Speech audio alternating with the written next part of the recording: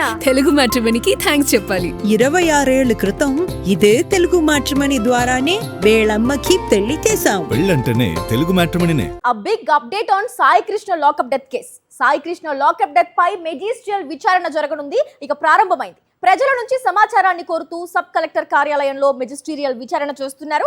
Sub collector కార్యాలయంలో విచారణకు హాజరయ్యారు సాయి కృష్ణ ఫ్యామిలీ మెంబర్స్. ఈ కేసులో తమ దగ్గర ఉన్న ఆధారాలన్నింటినీ విచారణ అధికారికి ఇచ్చారు.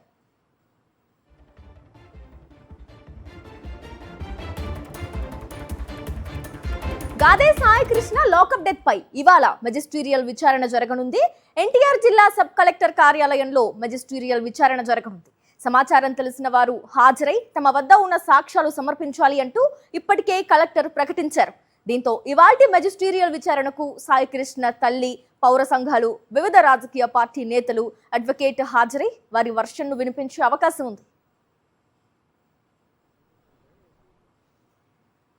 సాయి కృష్ణ మెజిస్ట్రియల్ విచారణకు సంబంధించి పూర్తి డీటెయిల్స్ అందించేందుకు మా కరెస్పాండెంట్ సురేంద్ర లైవ్ ద్వారా జాయిన్ అవుతారు. సురేంద్ర, చెప్పండి, ఆ విచారణకి ఇప్పటికే సాయి కృష్ణ ఫ్యామిలీ మెంబర్స్ హాజరయ్యారు. మీ దగ్గర ఉన్న డీటెయిల్స్ ఏంటి? గ్రేసీ, సాయి కృష్ణ లాకప్ డెత్కి సంబంధించి మెజిస్ట్రియల్ విచారణకు జిల్లా కలెక్టర్ ఆదేశించారు. ఉదయం 10 గంటలకు విచారణ ప్రారంభమైంది. కుటుంబ సభ్యులు, సాయి కృష్ణ కుటుంబ సభ్యులు, తల్లి విజయలక్ష్మి, మేనమామలు కూడా ఈ విచారణకి హాజరయ్యారు. ప్రస్తుతం మనం చూస్తున్న సబ్ కలెక్టర్ కార్యాలయంలోనే ఈ విచారణ అంతా కూడా కొనసాగుతుంది. ఈ కేసుకు సంబంధించి ఇప్పటికే పెద్ద ఎత్తున చర్చ జరిగింది.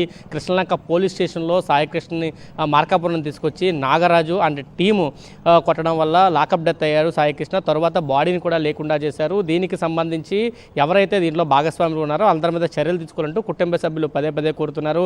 దాంట్లో దాదాపు 9 మంది వరకు ఉన్నారంటూ కూడా చెప్తున్నారు.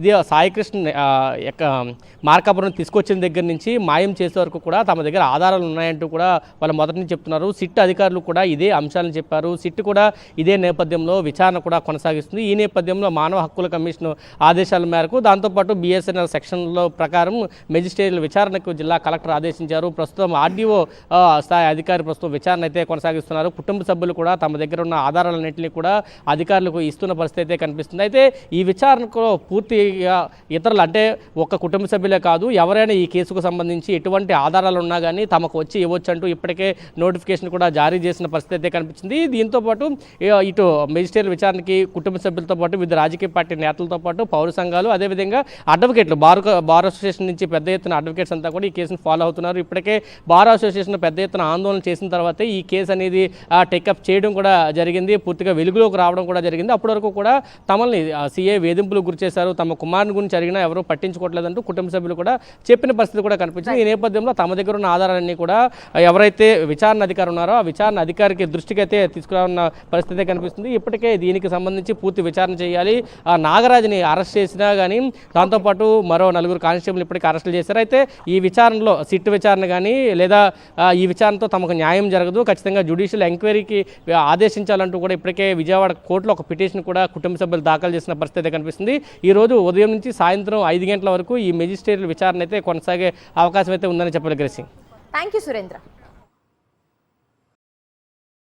మరిన్ని అప్డేట్స్ కోసం ఛానల్ను సబ్స్క్రైబ్ చేయండి. నోటిఫికేషన్స్ కోసం బెల్ ఐకాన్ పై క్లిక్ చేయండి.